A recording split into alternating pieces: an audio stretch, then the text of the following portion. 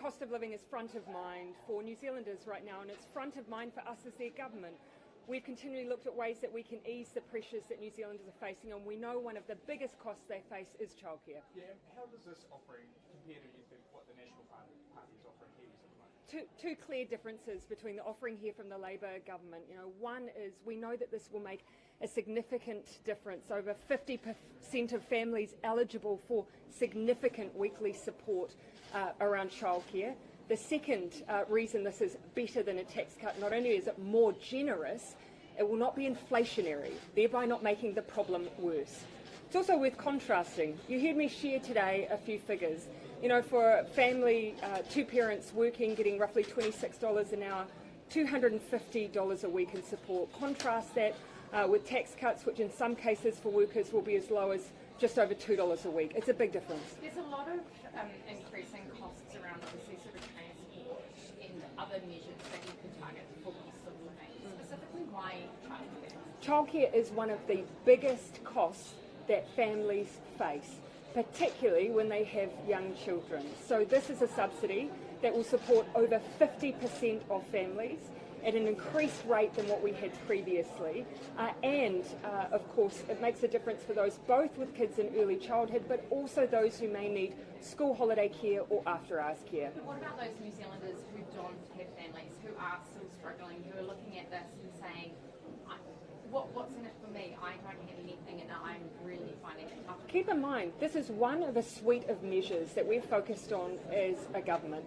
It sits alongside half-price public transport, a 25% reduction of fuel costs at the pump, and of course the cost of living payment that went to every income earner earning $70,000 or less, regardless of their family status. We've worked hard to make sure that we're taking initiatives across the board to reach as many low and middle income New Zealanders that we can. And so does this mean that you'll be expecting sort of childcare and ECE to be one of the sort of fronts of the election that you're going to be fighting on? We've already had a childcare review underway because we recognise that this is one of the most significant costs facing working families.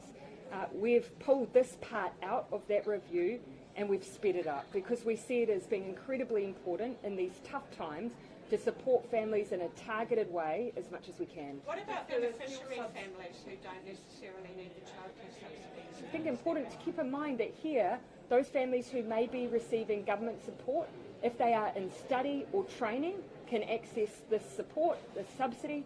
Also, even if they aren't in work or training, they can access the subsidy for up to 9 hours a week.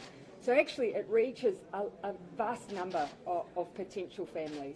Half-price public transport for most people, the fuel subsidy, that all ends in a few months' time. You say 2023 is going to be tougher for people. You're going to have to do more to support them with the cost of living. Here, first of all, a focus on what is a significant initiative today on the cost of living, which sits alongside family tax credit increases. We've just done a second one in as many as 18 months to again boost support for families. And in most cases, that would far outstrip the support they would get through National's tax cuts, which leaves some families with as little as $2 a week.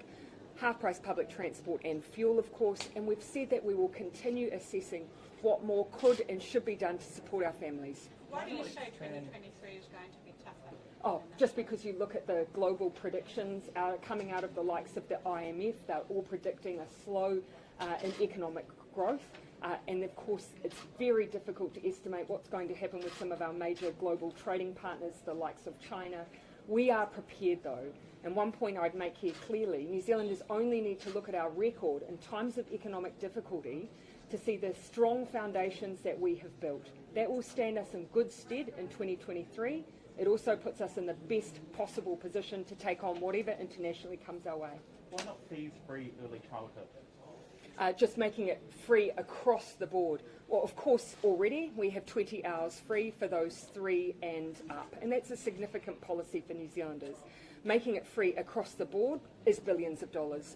What we're focused on here is how can we help those families who need it the most at the moment, who have the least discretionary income. We're reaching over 50% of families with this initiative, and nearly all sole parents. We predict it will reach between 93 and 97% of sole parent families. That's significant. How would you describe how the conference went? Oh, I mean, you know, what's really stood out for me is just the positivity of everyone who's been here. And look, I put that down to a couple of things. It's the first chance everyone's had to come together for a couple of years. And that by its very nature will make it feel like a bit of a reunion. But there's also a buoyancy here. People are really proud of what we've done. And I think they feel buoyed looking to 2023. They're looking forward with confidence, with optimism and a plan, because that's what Labor has. People are also worried about a national government.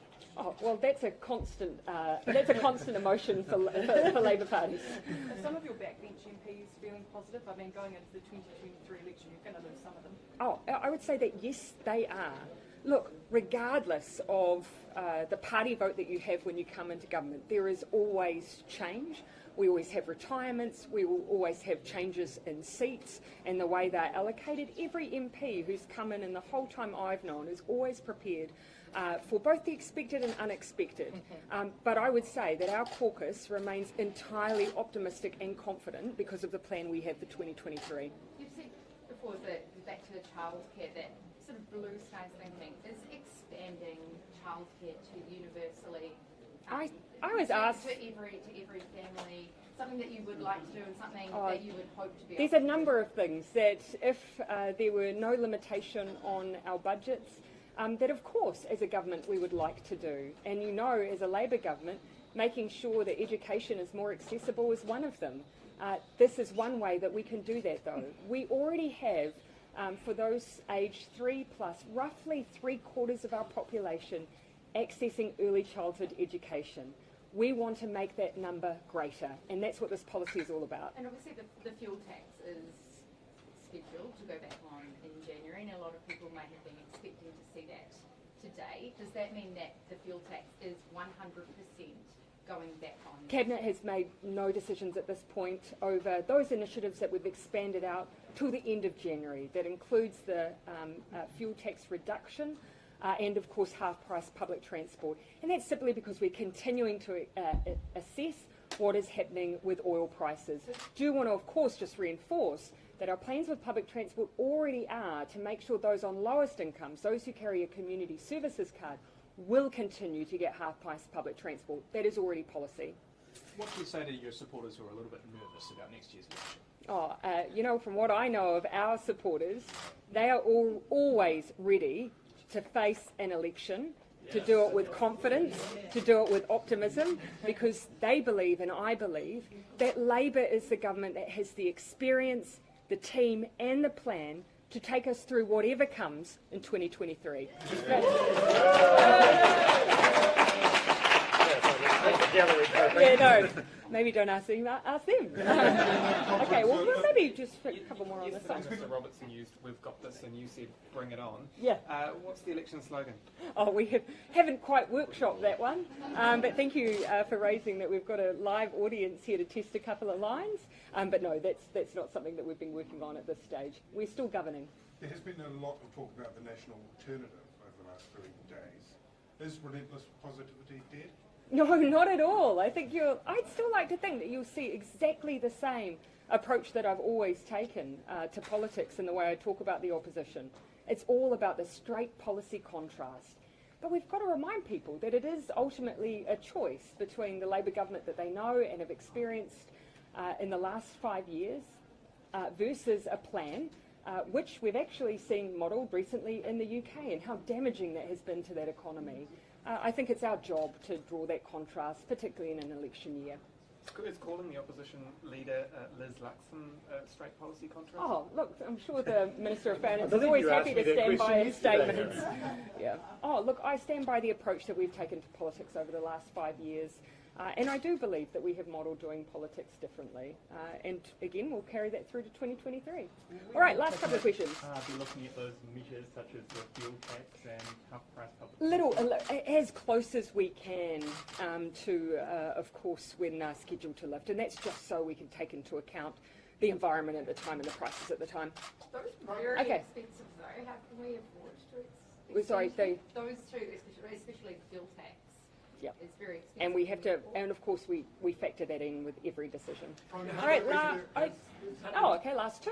How do you reconcile the fuel tax, continuing the fuel tax, with environmental considerations, particularly zero carbon. You've already heard across the course of this conference some of what we've been able to do on lowering our emissions from transport, a 15% reduction through the emissions of imported cars in 6 months, a tripling of imported electric vehicles. We are working very hard to reduce down the emissions profile of our congestion, of the way that we travel, and of course we've increased public transport subsidies. But we always knew this had to be a transition. And what we were seeing was a very jarring price of fuel at the pump without the ability for people in a timely way to plan for and make that transition. So that's why we stepped in. Prime Minister, CRL costs, lack of bus drivers, a whole lot of other related issues. Isn't there a crisis in transport in Auckland that needs special government attention? I think we've had a crisis of low wages in New Zealand. That as a Labour government we have been working hard to reverse. You already heard me speak to the significant increase in wages that we have overseen as a government. That's been through very direct, in some cases intervention, in other cases of lifting of salaries that we are directly responsible for. We've recently just announced increases so that bus drivers will receive higher wages to try and overcome some of the issues we've seen. And of course, we can't forget the impact that fair pay agreements will have for those lowest wage workers. You can see that when contractors race to the bottom by reducing their conditions for workers in order to get contracts, the impact it has on people's lives, both as drivers, but also those who use public transport. All right, let's finish up there. Thanks, everyone.